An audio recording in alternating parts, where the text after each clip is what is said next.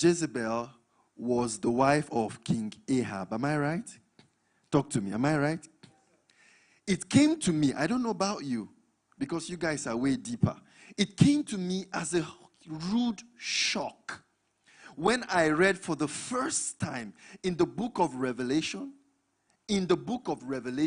a letter by the Lord Jesus himself, not an apostle, the Lord Jesus himself to a church, and he mentions that woman, Jezebel.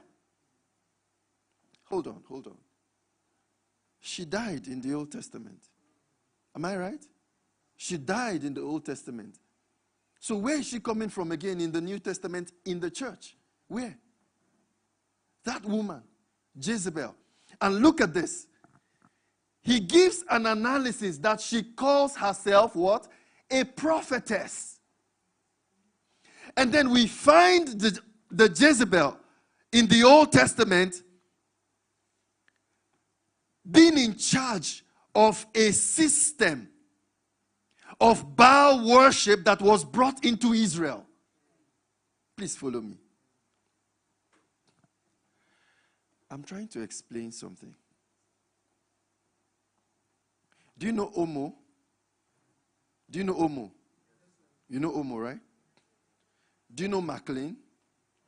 Do you know McLean?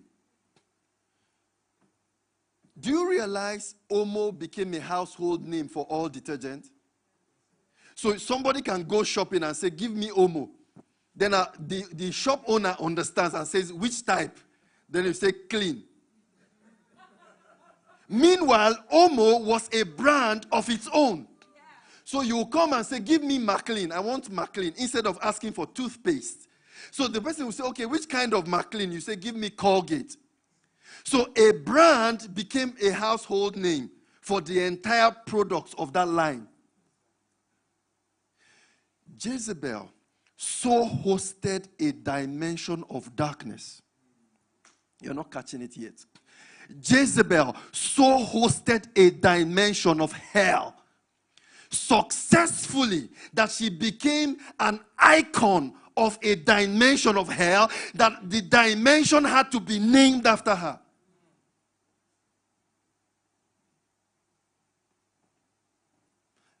Just so you don't think it's on one side. Jesus appears on the scene thousands or hundreds of years after Elijah. And he's saying Elijah must come first. Why? Because as Jezebel became a dimension of hell, Elijah became a dimension of the